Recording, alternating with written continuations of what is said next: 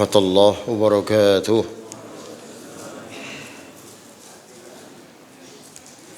إن الحمد لله نحمده ونستعينه ونستغفره ونعوذ بالله من شرور أنفسنا وسيئات أعمالنا. من يهده الله فلا مضل له ومن يضلل فلا هادي له. أشهد أن لا إله إلا الله وحده لا شريك له أشهد أن محمدا عبده ورسوله. يا أيها الذين آمنوا اتقوا الله حق تقاته ولا تموتن إلا وأنتم مسلمون. يا أيها الناس اتقوا ربكم الذي خلقكم من نفس واحدة وخلق منها زوجها وبث منهما رجالا كثيرا ونساء واتقوا الله الذي تساءلون به والأرحام إن الله كان عليكم رقيبا. يا أيها الذين آمنوا اتقوا الله وقولوا قولا سديدا يصلح لكم أعمالكم ويغفر لكم ذنوبكم ومن يطع الله ورسوله فقد فاز فوزا عظيما. أما بعد فإن أصدق الحديث كتاب الله وخير الهدي هدي محمد صلى الله عليه وسلم وشر الأمور محدثاتها وكل محدثة بدعة وكل بدعة ضلالة وكل ضلالة في النار. اللهم فصل وسلم وبارك على نبينا محمد وعلى آله وأصحابه أجمعين. أيها الحاضرون, melanjutkan kajian dalam kitab Akhta'ul Musallin. Pada malam ini Akhta'ul Khutaba Al-Fi'liyah, kekeliruan-kekeliruan yang berkaitan para khatib dalam bentuk perbuatan. Sebelumnya adalah Akhta' Al-Khutaba Al-Qawliyah, kekeliruan dalam bentuk ucapan dan kata-kata. Ayyuhal hadirun, apa sajakah kekeliruan ini yang wajib baginya untuk dijauhi di dalam khutbah Jum'ah? Al-awwal al-imsak bisayf min khashab aw 'asa, berpegangan dengan pedang, dengan tongkat, atau dengan selain dari keduanya, baik itu adalah kayu dan sejenisnya. Nara katsiran minal khutaba yumassakuna sayfan min khashab fi aydihim athna khutbatil jum'ah mu'taqidina anna an-nabiy sallallahu alaihi wasallam kana yumsiku sayfan athna'u khutbatihi wa minhum man ya'taqidu anna ad-din qama bihi وهذا من الأخطاء والمنكرات المختلفة. Kami banyak menyaksikan para khatib berpegangan dengan pedang atau dengan kayu di tangan-tangan mereka di tengah-tengah khutbah Jum'ahnya. Mereka berkeyakinan bahawa Rasulullah sallallahu alaihi wasallam melakukan hal yang seperti ini. Dan mereka diantaranya berkeyakinan bahawa an-din qama bih, sesungguhnya agama ini akan bisa tegak dengannya. Hadzal akhta', inilah kekeliruan dan kemungkaran yang sudah banyak dilakukan. Qala al-Imam Ibn al-Qayyim al-Jauziyah, wa lam yakun bi yadihi sayfun wala ghairah, innama kana ya'tabi al-qaws aw 'asa qabla an yattakhidha al-mimbar. Tidak pernah dilakukan Rasulullah SAW berpegangan dengan pedang dan semisalnya, kayu dan sejenisnya. Akan tetapi Rasulullah SAW pernah berpegangan dengan busur anak panah, itu sebelum beliau naik ke atas mimbar. Ayuhal hadirun rahimukumullah.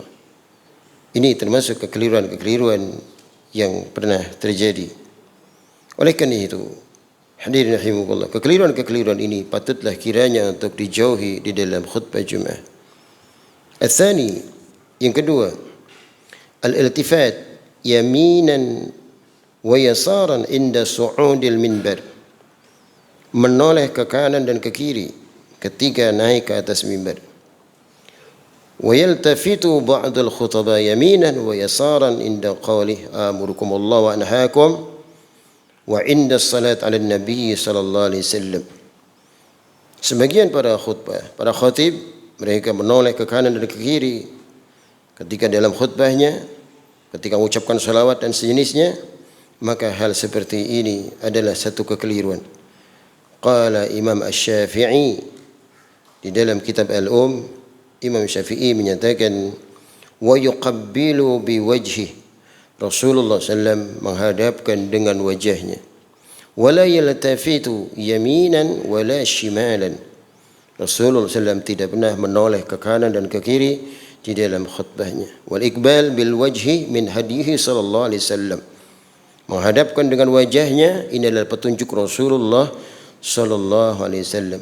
Demikian termaktub dalam kitab Al-Um, juz 1 halaman 230. Ayuhal hadirun rahimukumullah. Yang ketiga, raf'ul yadain inda du'a. Raf'ul yadain inda du'a. Mengangkat kedua tangan ketika berdoa. Wa hadha min al-akhta' al-muntashirah inda al-khutbah.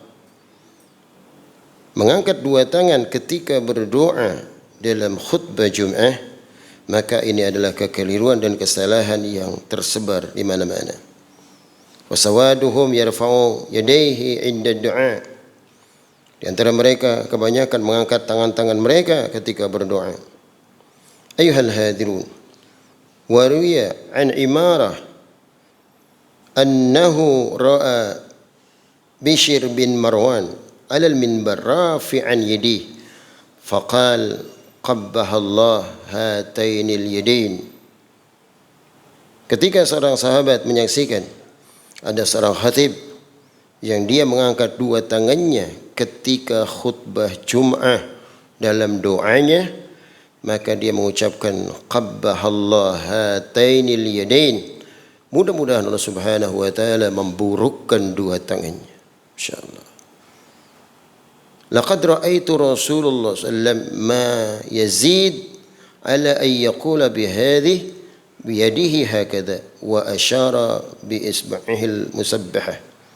Sungguh aku menyaksikan Rasulullah SAW setiap khutbah dia dalam doanya di khutbah yang kedua adalah dengan mengangkat jari telunjuknya. Ayuhal hadirun rahimukallah. Ini kekeliruan-kekeliruan yang terjadi saat khutbah Jum'ah dalam berdoa. Jadi kesimpulannya, tidak boleh mengangkat dua tangan ketika berdoa di khutbah kedua, terkecuali yang dilakukan Rasulullah adalah mengangkat jari telunjuknya. Ayuhal hadirun. Tadi itu adalah sahabat Nabi SAW yang menyatakan doa keburukan. Qabbahallah hatainil yadain. Mudah-mudahan Allah Subhanahu wa taala memburukkan dua tangan dia.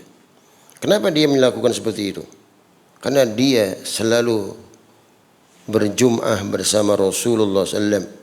Kata dia, aku melihat dan menyaksikan Rasulullah setiap kali Jum'ahnya dalam khutbah kedua senantiasa Rasul SAW mengangkat jari telunjuknya, bukan mengangkat dua tangannya.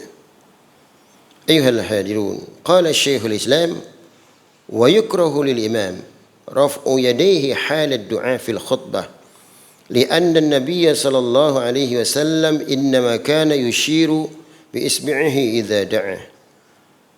Dimakruhkan bagi seorang imam, bagi seorang khatib apabila dia berkhutbah mengangkat dua tangannya ketika berdoa dalam khutbah Jum'ah. Beliau menyatakan karena Nabi SAW tidak pernah melakukan ini, dan Nabi SAW hanya mengangkat jari telunjuknya ketika berdoa. Disebutkan Syekhul Islam, أيها الهادرون رحمكم الله. قال الإمام النووي الشافعي.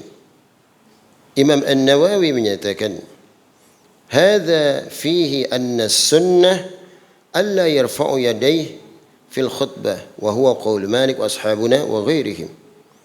Kata Imam An-Nawawi Asy-Syafi'i, ini adalah termasuk sunnah Rasul SAW dengan tidak mengangkat dua tangannya dalam khutbah Jum'ah ketika berdoa. Ayyuhal hadirun, itu pernyataan Imam An-Nawawi Asy-Syafi'i. Lianna Nabi sallam rafa'a yadi fi khutbatil Jum'ah hina istasqa wa ajaba al-awwalun. Rasul sallam hanya mengangkat dua tangan itu ketika khutbah Jum'ah dalam doa minta hujan. Hina istasqa, ketika minta hujan baru Rasul sallam mengangkat dua tangannya. Ketika bukan doa minta hujan, maka Rasulullah hanya mengangkat jari telunjuknya. Jadi ada adab-adab dalam berdoa. Ada tuntunan-tuntunan dalam berdoa. Di dalam berdoa tidak selamanya harus angkat tangan. Ada bentuk-bentuk doa yang tidak mesti harus angkat tangan. Sudah banyak dijelaskan para ulama. Ada doa-doa yang tidak mesti angkat tangan. Contoh yang mudah saja. Masuk masjid. Apa harus angkat tangan dulu? Di pintu masjid sambil ngangkat kedua tangannya. Masuk WC, apa harus angkat tangan? Nah, ini ada bentuk-bentuk doa yang tidak mesti dengan angkat tangan. Antum mau tidur doa angkat tangan. Jadi kesimpulannya ada bentuk-bentuk doa yang tidak mesti harus angkat tangan. Dan ada doa-doa yang memang dianjurkan harus angkat tangan. Innallaha hayyun karim. Innallaha hayyun karim. Allah Subhanahu wa taala maha pemalu lagi maha mulia.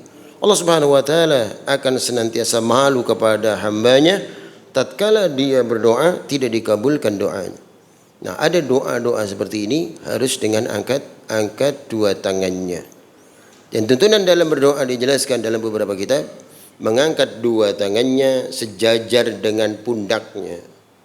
Sejajar dengan pundaknya.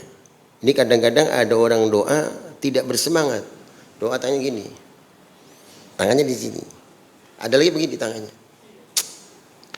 Ada lagi begitu. Hadiri. Coba dilihat, dirujuk hadisnya. Bagaimana doa Rasulullah SAW. Rasulullah mengumpulkan dua telapak tangannya. Disejajarkan dengan pundaknya. Nah, ini doa. Pandangan matanya ke telapak tangannya. Jangan doa gini. Ada lagi doa orang begini. Dalam hadis yang sahih, la yantahiyanna aqwamun yarfa'una absarahum ila as-sama' aw la tarji'u ilaihim. Tidak henti-hentinya satu kaum yang mengangkat pandangan-pandangan mereka ke atas, baik itu dalam sholat ataupun dalam doa, sampai kata Rasulullah, mudah-mudahan tidak akan dikembalikan lagi matanya. Na'udzubillah. Jadi ada adab-adab yang harus dipenuhi dalam berdoa, dalam sholat, dan larangan-larangan yang tidak boleh dilakukan. Doa matanya kasar. Hadirin rahimakumullah. Jadi angkat dua tangan dengan kemantapan dan kesungguhan, bersemangat. Doa itu bersemangat. Jangan doa begini, kayak orang nggak semangat doa. Tangannya ditaruhnya di pahanya, kayak tidak bersemangat doa. Walaupun doa kadang-kadang masih belum dikabulkan kan? Ud'ullah wa antum muqinuna bil ijabah. Berdoalah kalian kepada Allah, kalian yakin doa itu dikabulkan. Yakin coba doa itu dikabulkan, pasti dikabulkan. Walaupun kadang masih ditunda Allah Subhanahu wa taala. Sengaja ditunda itu ada hikmah di balik itu semuanya. Artinya jangan malas dalam berdoa. La tu'ajjil, jangan tergesa-gesa jangan dalam berdoa. Bersabar dalam berdoa. Kalaupun belum dikabulkan, banyak hikmah yang terkandung di sana. Kenapa Allah Subhanahu wa taala belum mengabulkan doa? Banyak hikmah yang terkandung di sana. Hadirin rahimakumullah. Nah, jadi kesimpulan dalam berdoa, makanya Rasulullah menyebutkan tidaklah doanya seorang muslim terkecuali tiga. Imma yu'ajjilu lahu da'watah. Bisa boleh jadi langsung dikabulkan doanya. Ketika dia minta, ketika itu langsung dikabulkan. Minta kesembuhan penyakit total, waras kabeh penyakitnya. Masya Allah. Imma ayyadakhirha laha fil akhirah. Bisa boleh jadi yang kedua, ditunda doanya tidak dikabulkan di dunia. Di akhirat dikabulkan doanya. Masya Allah. Di dunia tidak dikabulkan. Banyak dia berdoa tapi tidak dikabulkan. Tapi di akhirat dikabulkan doanya. Lihat kisah tentang seorang sahabat yang meninggal dunia dalam keadaan kemiskinannya. Sahabat yang susah payah bekerja keras, beribadah mantap, sampai dia menyiapkan kain kafannya hanya separuh badannya. Subhanallah. Sampai sahabat penghuni surga ketika menyaksikan jenazahnya, sampai dia mengucapkan, bisa boleh jadi semua kebaikan-kebaikan saya, doa-doa saya Allah kabulkan di dunia. Saya di akhirat tidak memperoleh apa-apa. Sementara dia ini tidak dikabulkan di dunia, tapi di akhirat dikabulkan semua doanya. Subhanallah.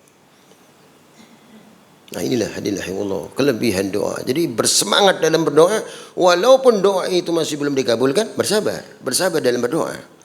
Kenapa? Karena khawatir kalau dikabulkan kemudian kita tidak kuat, bisa berbahaya kan? Sudah contohnya yang mudah saja. Dulu saya berikan tamtsil, ketika setiap orang dalam doa pasti minta rizki. Enggak ada orang yang tidak minta rizki kayaknya. Coba ngacungin tangan yang enggak minta rizki. Ada enggak yang enggak minta rizki? Enggak ada kan, minta rizki semua kan? Iya, ya walaupun masih ditunda rizkinya, ya sabar saja sudah, bersabar. Nah, kenapa? Karena khawatir ketika dikabulkan doanya, dia nanti nggak kuat, pegang rizkinya banyak, uangnya banyak, akhirnya bukan ibadah pada Allah, akhirnya ke tempat maksiat kan? Nah, naudzubillah. Sengaja Allah Subhanahu Wa Taala tunda doanya. Kenapa? Karena khawatir kalau dikabulkan barangkali akan bermasalah lebih besar. Makanya sengaja doa itu ditunda. Ayyuddakhiraha laha fil akhirah. Ditunda oleh Allah Subhanahu wa taala, di akhirat doanya baru dikabulkan. Fa'alaikum ibadallahi biddu'a, kata Rasulullah, wahai hamba-hamba Allah, perbanyak kalian doa. Jadi perbanyak doa. Perbanyak doa. Doa buat diri sendiri, doa buat keluarga, buat sesama muslim. Doain semua, didoain semua. Rasulullah SAW sering nasihati sahabat-sahabatnya, la tunsina ya ukhayya min du'aik. La tunsina ya ukhayya min du'aik. Jangan lupakan wahai saudaraku dari doamu. Masya Allah. Doakan saudara kita, doain semua. Jadi jangan buat sendiri aja doa itu. La tad'u ala anfusikum. Janganlah kalian berdoa hanya untuk diri sendiri. Doain semua. Sudah, supaya kaya semua enggak apa-apa. Ya. Doain semua. Didoain semua. Supaya sehat semua. Jadi jangan doa buat sendiri saja. Kalau sudah pelit dalam doa, duit juga pelit nantinya ya. Sering paham? Jadi jangan pelit dalam berdoa, doain semua. Jadi yang kedua ini, doa bisa boleh jadi ditunda, tidak dikabulkan di dunia, tapi di akhirat akan dikabul. Yang terakhir di antara doa itu, kata Rasulullah SAW disebutkan, bisa boleh jadi doa ini akan memalingkan dari perbuatan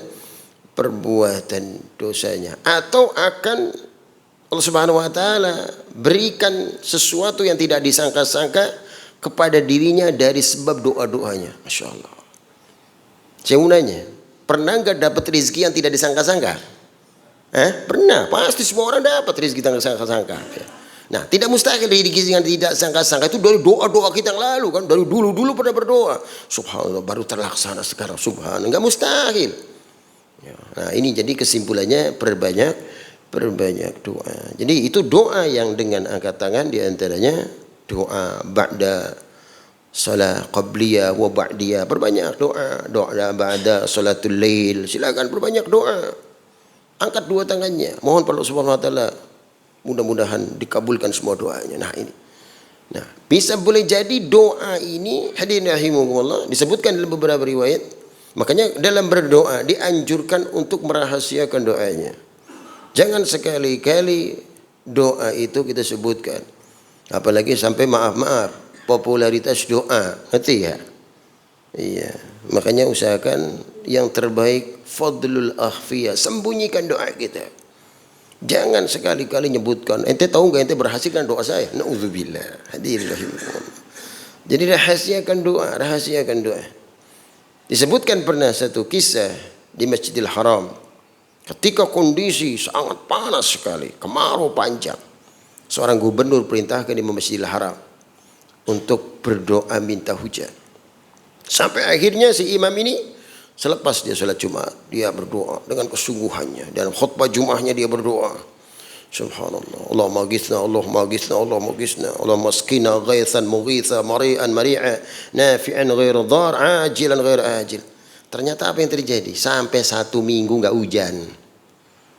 Padahal Masya Allah kan, Imam Masjidil Haram. Ya apa kurangnya? Hadirin rahimakumullah. Suatu hari ada seorang du'afa. Seorang du'afa ini menyaksikan doanya Imam Masjidil Haram tidak terkabulkan. Seorang du'afa disebutkan dalam kitab itu dia sebagai seorang tukang jahit. Hadirin rahimakumullah. Dia merasa kasihan sekali tentang doanya Imam Masjidil Haram tadi. Akhirnya apa? Dalam kesendiriannya dia memohon kepada Allah Subhanahu wa taala karena permintaan dari gubernur itu minta diturunkan hujan. Dia minta doa Allah maghithna dengan kesungguhannya. Rupanya ketika dia lagi berdoa, ada orang lewat di samping dia, kedengaran ucapan doanya. Allah maghithna, ya Allah turunkan hujan ya Allah. Jangan sampai engkau diturunkan. Dengan kemantapan doanya seorang du'afa ini, begitu sudah selesai dia berdoa, subhanallah langsung hujan deras gitu. Tapi ada orang yang memperhatikan lafaz doanya itu. Akhirnya apa yang terjadi? Dia langsung laporkan kepada gubernur. Gubernur, tahu enggak? Dari kemarin seorang Imam Masjidil Haram tidak dikabulkan doanya kan? Nah, kemana? Kenapa hari ini ada yang berdoa ternyata dikabulkan? Siapa dia katanya? Saya faham benar. Dia orang du'afa. Dia orang yang ghairu ma'ruf, yang enggak terkenal. Ternyata doanya terkabulkan.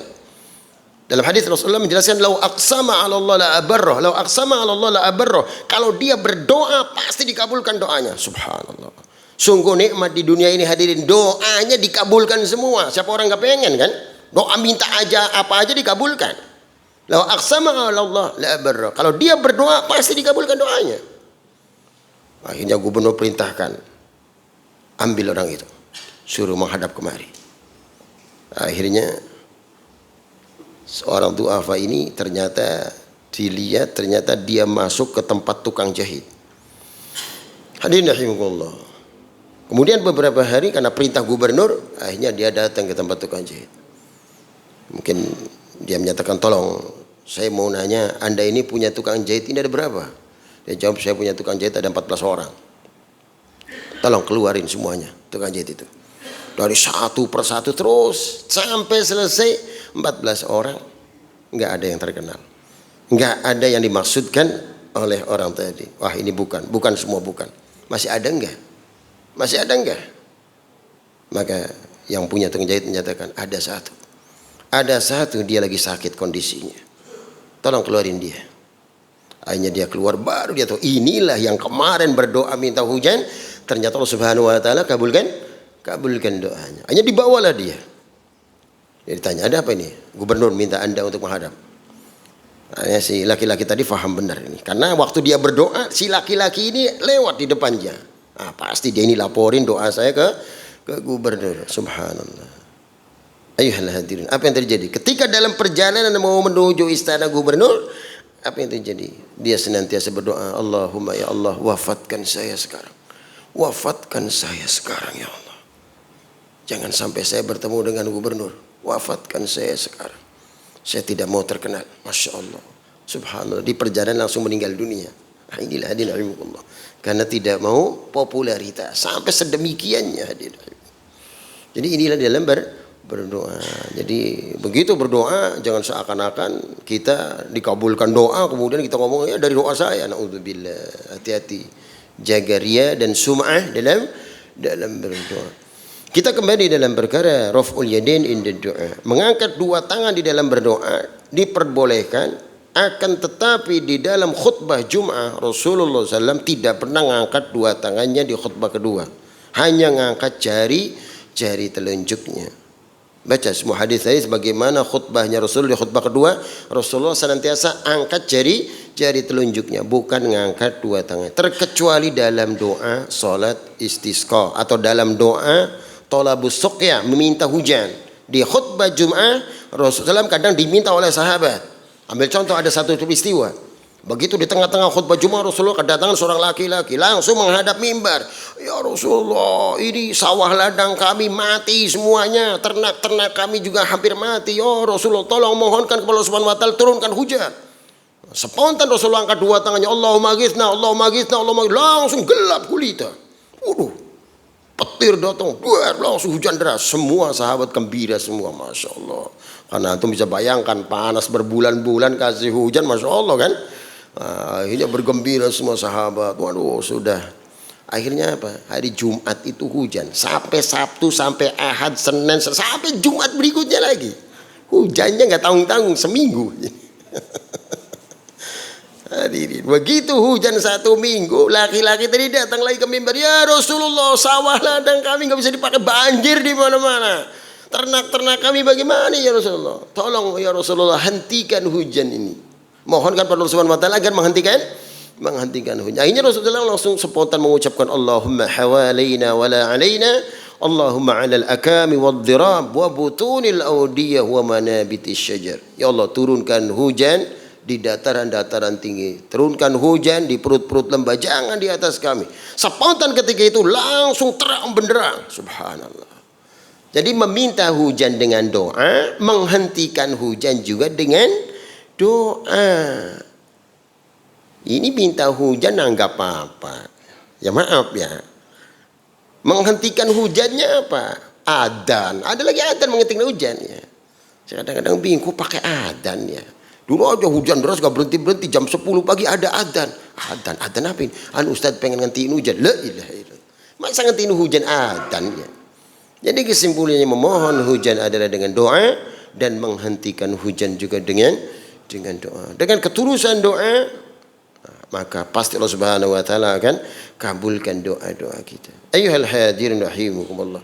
Ini termasuk kekeliruan-kekeliruan para khatib di dalam Jumat. Kemudian kekeliruan selanjutnya, italatul khutbah wa taqsirus salah.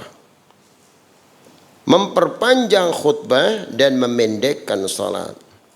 Ayyuhal hadirun. Di dalam beberapa riwayat disebutkan inna tula salatir rajul wa qusira khutbatuhu alamah min fikhi fa'atilus salah waqsirul khutbah. Sesungguhnya panjangnya salat seorang dan pendeknya khutbah termasuk dari pahamnya dia perkara agama. Maka panjangkan salat dan pendekkan khutbah. Ini yang terbaik. Jadi salatnya diperpanjang, khutbahnya jangan lama-lama. Ini kadang-kadang salatnya bacanya inna a'tainaka al-kautsar, salat Jumat ya. Gimana ini?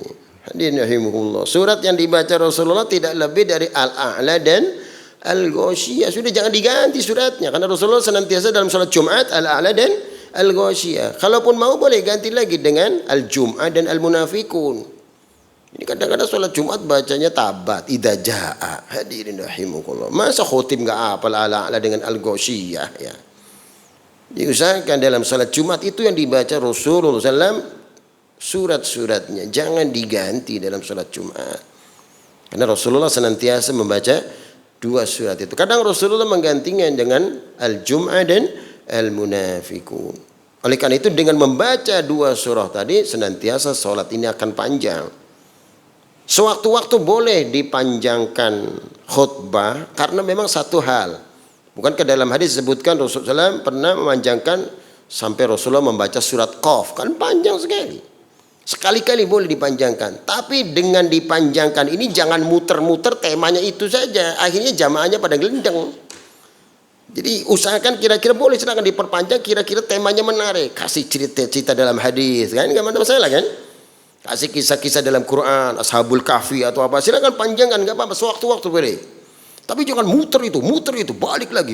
Akhirnya jamaahnya pada ngomong selepas sholat Jumat, khotib bisa khutbah, beli mau ke kana ya. Nah, iya na'udzubillah, jadi akhirnya diperbincangan orang. Jadi diatur, coba temanya diatur, bacakan ayat-ayat Qur'annya, bacakan hadis-hadis, kalau perlu cerita-ceritakan. Ambil cerita-cerita dalam Quran, banyak sekali, Qisasul Anbiya, ambil kisah-kisah itu dalam khutbah Jumat. Jadi sekali-kali panjangin boleh ya, supaya jamaah ini tidak jenuh. Artinya dengan begitu jamaah ini akan tetap mantap. Jangan sampai khutbah muter temanya dari awal sampai akhir, bolak-balik. Diulang lagi di khutbah kedua, bolak-balik. La ilaha illallah. Hadirin rahimakumullah. Ini banyak keluhan-keluhan mustami'in ketika di hari Jumat. Oleh karena itu belajar dari orang yang berpengalaman. Nggak ada masalah walaupun sekolahnya rendah, tapi belajar dari orang berpengalaman. Nah, insya Allah dengan begitu akan lebih mantap, didengarkannya mantap. Hadirin rahimakumullah. Jadi sekali-kali dipanjangin tidak ada masalah. Tapi Rasulullah juga pernah khutbahnya sederhana dan juga sholatnya sederhana. Itu dalam beberapa riwayat. Ayyuhal hadirin rahimakumullah.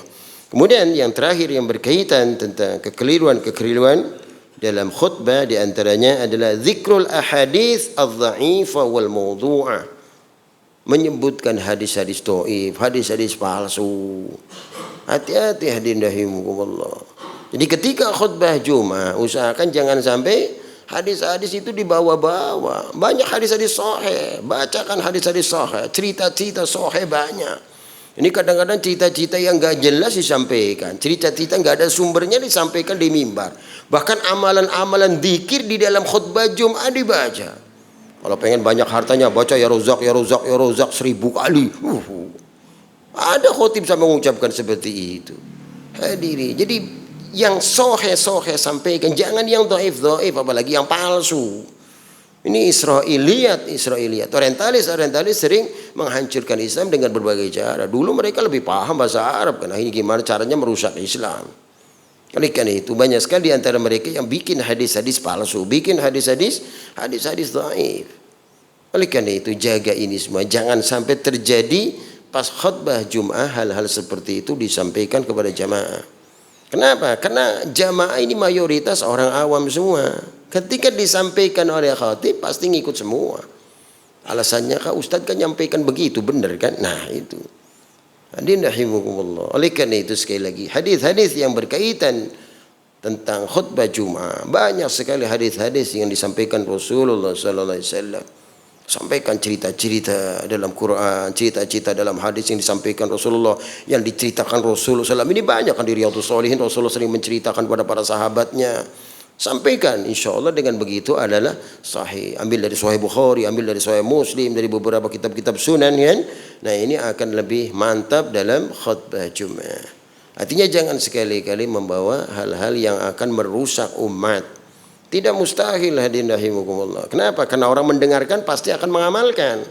Pasti akan mengamalkan. Ketika dia menyampaikan sesuatu yang tidak benar, kemudian diamalkan, dosanya juga akan ditanggung kan. Man dalla ala khairin falahu ajru fa'ili. Barang siapa yang menunjukkan pada orang lain kebaikan, dia akan memperoleh kebaikan itu. Sebaliknya, ketika menunjukkan kepada orang lain yang tidak baik, dia akan mendapatkan dosanya juga. Na'udzubillah. Makanya hati-hati perihal agama. Apalagi banyak sekali beredar di HP. Waduh, saya sering dapat pertanyaan, bagaimana ini Ustaz dari HP ada suruh baca ini, suruh baca ini. Coba tanyain dalilnya dari mana. Karena Islam itu dalil. Islam itu dalil. Dalil itu Quran dan Sunnah. Tidak lepas dari itu. Ini begitu dicampaikan dalil, ente dalil baik, enggak apa-apa, sampaikan. Qul hatu burhanakum in kuntum shadiqin. Buktikan, tunjukkan dalil Anda jika Anda itu benar. Orang merekayasa bikin HP dimasukkan, semua orang juga bisa, hatta anak TK juga bisa kan. Nah ini cuma dalilnya ditunjukkan. Jadi nerangi umat itu pakai dalil, jangan pendapat. Pendapat manusia ada kalanya benar, ada kalanya salah. Jangankan kita orang. Hatta imam-imam yang 4 mengucapkan, manakala ucapanku tidak sesuai dengan Quran dan tidak sesuai dengan Sunnah, kembalikan kepada Quran dan Sunnah. Buang semua ucapanku. Masya Allah, ini padahal imam 4. Oleh karena itu hadirin rahimakumullah, semua yang beredar di HP jangan langsung ditelan percaya penuh. Fas'alu ahla dzikri in kuntum la ta'lamun. Tanyakan kepada orang yang lebih alim lagi. Maafan Ustaz, ini benar enggak nih saya suruh baca wiridan ini? Enggak apa-apa, tanyakan lagi. Na'udzubillah, ya kita ngamalkan satu amalan ternyata tidak ada dalil, sia-sia. Sia-sia, tidak akan berpahala kan? Makanya Rasulullah SAW seringkali menyampaikan, lihat bagaimana cerita Rasulullah SAW kepada seorang wanita sahabiyah yang ketika dia berzikir sampai sedemikian panjangnya, akhirnya Rasulullah mengganti dengan zikir-zikir yang ringkas, yang berpahala besar. Iktisadun fi sunnah khairum minal ijtihad fil bina. Sederhana tapi ada dalilnya dari Quran dan Sunnah itu lebih utama daripada bersungguh-sungguh yang tidak ada dalilnya. Jadi sederhana saja.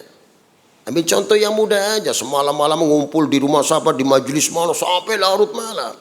Nyari apa? Yang dicari apa? Anak istri perlu juga kewajiban kan?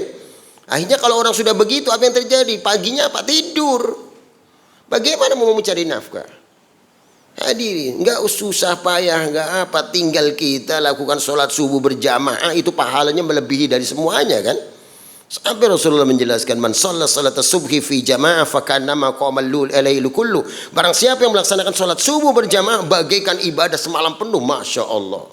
Ada yang sanggup ibadah semalam penuh? Nggak akan bisa kan? Dari habis sholat isya terus sampai pagi. Siapa yang sanggup? Nggak akan mampu. Lakukan sholat subuh berjamaah. Hadirin, kadang-kadang yang aneh, Masya Allah. Kalau dikatakan orang pinter ya nggak tahu ya, tapi kok kayak belangsak, naudzubillah, ngajak jamaahnya ke laut-laut. La ilaha illallah. Astagfirullah. Masa berzikir di laut ya? Kan masih ada tempat-tempat yang lebih indah kan di masjid. Hidupkan masjid, syiarkan masjid. Sampai ke laut. Ada lagi yang lebih parah lagi apa? Ngumpul, udah kumpul semua, matiin lampu-lampunya. La ilaha illallah. Awas bawa tekajin, tidak apa-apa. Oh, tekajin bahaya. Kenapa dimatiin lampu-lampunya? Saya dengar hal seperti itulah. Ibadah direkayasa sendiri. Hadirin, sholat jamaah udah jelas pahala-pahala besar kan? Mudawamah, qobliyah, ba'diyah, dijamin surga, dibikinkan satu rumah dalam surga. Orang pernah dilakukan. Hatta bagus acara mengkonon sholat subuh anak beli masjid deh. Kosong kabeh. Wis akeh cerita mengkonon. Lamun subuh kok kebak sesuatu. Wah hebat ya. Hadirin rahimakumullah, buang-buang waktu berlarut malam. Nah inilah hadirin yang perlu direnungkan. Ibadah itu yang qasdan sederhana ada tuntunannya, itu akan lebih bermanfaat daripada banyak ternyata tidak ada dalilnya. Coba dibaca, dirujuk lagi Qur'annya, dirujuk lagi hadisnya. Sayangi ibadah kita hadirin rahimakumullah. Susah payah kita beribadah tidak bernilai di sisi Allah Subhanahu wa taala kan sayang kan? Sedikit kita beribadah jelas ada tuntunannya, sudah pasti diterima di sisi Allah Subhanahu wa taala. Jadi sekali lagi coba direnungkan kembali, dibuka lagi Qur'annya, dibuka lagi hadisnya. Ini berapa banyak di antara umat ini. Mestinya mereka yang tidak paham dijelaskan oleh ulamanya, jangan dibodohin lagi. Sudah bodoh dibodoh-bodohin lagi. La ilaha illallah. Hadirin rahimakumullah. Sudah banyak antum baca di HP, Masya Allah. Bisnis ini, Masya Allah kan? Atau hal-hal gaib dibisniskan. La ilaha illallah. Kadang-kadang bagus dalam mongkon gak kepribet zaman gini ya, makhluk gini ya. Astagfirullah. Ya kalau dikatakan orang bodoh, wah pakaiannya Masya Allah kan, wah sampai foto-fotonya di rumah-rumah kaum muslimin banyak, hebat. Iya, sampai ada salah seorang ikhwan, Ustaz kalau ada gambar ininya rumah saya berkah. Astagfirullah. Ente dikasih begitu potret ganteng ente sama kok ente mangger bae jongke. Ya kalau ente dikasih pakaian begitu di foto taruh situ tempelin ganteng ente. Berlebihan, berkah itu dari Allah bukan karena pribadi seseorang. Hati-hati bisa kemusyrikan jatuhnya. Kalau mengkultuskan seseorang nggak boleh diri. Seakan rumah kita akan aman dari azab Allah, seakan rumah kita banyak rezekinya. Apa enggak syirik begitu? Yang memberikan rezeki siapa? Yang berikan rezeki Allah. Kok kenapa gambar berikan rezeki? Astagfirullah. Coba diajarkan tauhid kepada umat, diajarkan tauhid, diajarkan bagaimana kaifiat ibadah. Ini ibadah sholat aja, la ilaha illallah, tumakninah sampai bubar kabeh. Gimana? Allah, lagi olahraga, lagi sholat. Hadirin rahimakumullah. Bagaimana umat kalau sudah seperti ini? Coba diajarkan kaifiat salat. Salat yang tenang, yang akan bisa menjadikan pribadinya tenang. Masya Allah, semua orang mendambakan ketenangan dalam hidup kan? Ada yang pengen gak tenang gak? Semua pengen tenang semua. Yang banyak hartanya pengen tenang, yang gak punya harta apa maning? Ya. Kalau milih, hartanya banyak tidak tenang, sama tidak punya harta tenang. Terus yang beli-beli sih, beli-beli. Hadirin rahimakumullah. Artinya dengan ketenangan ibadah akan bisa tenang semuanya. Walau problem-problem besar dihadapinya tenang hidup. Kok dingin? Ada dalang ente enak be. Waduh tenang be. Padahal problemnya utangnya seberang-berang. Tenang. Ya terus pribe yang belum bisa bayar ya. Ya kok duit mah bayar, tenang mbak, tenang hidupnya nih. Usaha sudah nggak dapat rezeki, terus gimana lagi ya? Tapi bahkan delong sebelah kepuyung, ya anak kan. Jadi istilahnya gimana menciptakan hal seperti itu? Salah satunya lakukan salat dengan tenang. Wasalli alaihim inna salataka sakanul lahum. Lakukan salat bersama mereka karena salat ini akan bisa menenangkan hati.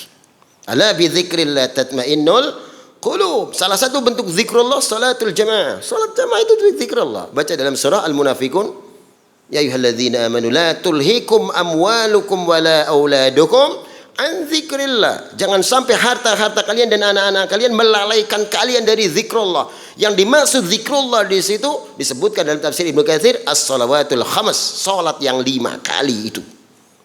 Jadi lakukan salat dengan mantap. Insya Allah hati akan tenang. Karena yang memberikan ketenangan adalah Allah. Insya Allah dengan hidup tenang didambakan semua orang. Semua orang hidup pengen tenang, masya Allah. Hartanya banyak tenang, ya kan? Tidak punya harta tenang, masya Allah. Nikmat hidup ini. Iya, kadang-kadang naudzubillah, saya pernah dengar kemarin ada salah seorang ikhwan ngomong dia kedatangan tamu saat tadi tamu ngomong saya mau pengen bunuh diri. Bunuh diri menyelesaikan masalah, bunuh dia mungkin puyeng ngadepi urip kayak ini bunuh diri belah. Wis naudzubillah kan? Enggak mustahil, kerja enggak dapat segalanya, problem-problem besar, akhirnya setan datang kepadanya dengan bunuh diri. Apakah dengan bunuh diri itu menyelesaikan masalah? Naudzubillah, Rasulullah berapa kali berulang kali tidak mau mensolati jenazah yang bunuh diri kan? Oleh karena itu tadi ciptakan hal seperti ini, insya Allah akan bisa menenangkan hati. Demikian mudah-mudahan bermanfaat kajian tentang kekeliruan di dalam khutbah Jumat. Insya Allah pada pertemuan berikutnya adalah akhta'uhum fi salatil Id. Sebelum saya akhiri dipersilakan barangkali ada yang mau ditanyakan seputar tema khususnya. Kalau tidak ada di luar tema dipersilakan.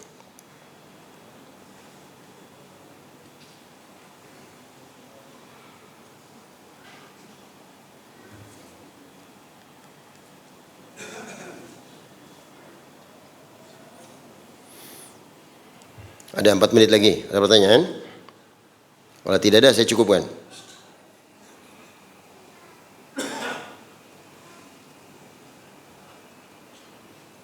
Ada pertanyaan?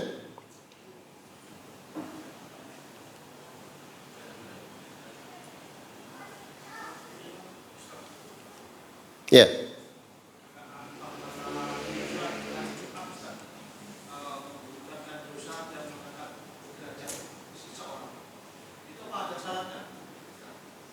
Bagaimana diulangi?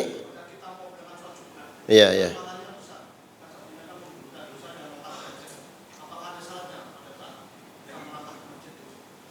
Hadirin rahimakumullah. Dalam beberapa riwayat disebutkan Rasulullah memerintahkan untuk datang di salat Jumat dengan mandi terlebih dahulu. Dan para ulama menghukumi mandi hari Jumat ini adalah wajib. Ghuslu yaumul Jum'ah wajibun ala kulli muhtalim. Adalah satu kemestian bagi orang yang sudah balik. Kemudian pakai pakaian yang paling indahnya. Ngerti pakaian paling indahnya? Nggak mesti harus bagus, pakai pakaian yang terbaiknya. Semua orang pasti memiliki pakaian terbaiknya. Ya di rumah kan ada pakaian khusus, contoh buat kondangan ada, ya kan? Ya, masa sholat Jumat pakainya kaos lompok ya? Astagfirullah, kaos yang banyak tulisannya, habis olahraga keringetnya mampu nih, masya Allah. Masa sholat Jumat pakai seperti itu? Beradab kepada Allah dahulukan. Coba antum ketika bertemu dengan atasan antum pakaian masya Allah dibikin yang sedemikian kan? Ketika antum menghadapi atasan antum pakai kaos lombok kira-kira berapa? Jadi atasan di sini berdua kelambi tak? Iya kan? Masya Allah, ini kepada Allah yang memberikan semuanya, memberikan rizki, memberikan nafas, berikan semuanya. Harus lebih didahulukan adabnya, pakai pakaian yang terbaiknya. Ya, ya syukur-syukur kasih minyak wangi, ya beli minyak wangi. Masa tuh kulang wangi 10.000 beli sanggup, la ilaha illallah. Ya kan toko-toko lang wangi tuh kulang wangi kasih minyak wangi biar sedap. Aja mampu ngalor ngidul ya. Nah ini diantara hal yang paling dominan sekali. Tolong at-tabkir, datang lebih awal di hari Jumat. Jangan ngepas khotib lagi Allahumma ighfir lil mu'minina wal mu'minat. La ilaha illallah. Datang lebih awal coba. Nah, datang lebih awal, pahala-pahala Jumat banyak kan? Bisa lakukan sholat intidhar, tahiyatul masjid, surat kafi dibaca semua, salawat Nabi, masya Allah. Ini pahala-pahala sedemikian besarnya dilupakan. Kalah-kalah sama main HP di rumah, berjam-jam nonton TV, berjam-jam. Astagfirullah. Khusus bagi ummahat, kasih tahu nanti suami-suaminya, ummahat ya, awas. Suami-suaminya coba dipacu ketika jam 10:30 suruh pada keluar semua ke masjid. Jam 10:30 masih di rumah paling centul baik. Ya Bu ya, tolong nanti di rumah jam 10:30 dipacu suami-suami ke belakang masjid. Sudah. Ini Mas tolong lagi banyak pahala-pahala Jumat nih. Masya Allah ini datang ngepas saja. Ingat malaikat tidak akan mencatat kalau sudah khotib naik mimbar. Yaktubunal awwal fal awwal. Begitu. Innal hamdalillah, malaikatnya nutup buku. Sudah malaikatnya mau dengarkan khutbah. Bahkan suruh urusi sirah ya belum. Jadi kesimpulannya seperti itu. Tolong datang lebih awal ini. Gampang dagang habis Jumat dagang lagi. Iya kan? Idza qudiyatis shalah fantashiru fil ard. Ini habis Jumat tidur ya. Hadirin rahimakumullah. Yang mau dagang habis Jumat. Coba kira-kira 10:30 di planning sudah mantap di masjid. Masya Allah. Kapan lagi hadirin? Teman-teman sudah pada meninggal semua. Apa nunggu mati kok? Naudzubillah. Iya teman-teman akrab sudah pada meninggal semua. Kapan cari peluang-peluang amalan pahala besar ini? Mudah-mudahan Allah Subhanahu wa taala gerakan hati-hati kita senantiasa memperbanyak amalan saleh. Amin ya rabbal alamin. Subhanakallahumma rabbana bihamdik nasyhadu an la ilaha illa anta wa nastaghfiruka wa natubu ilaik. Assalamualaikum warahmatullahi wabarakatuh.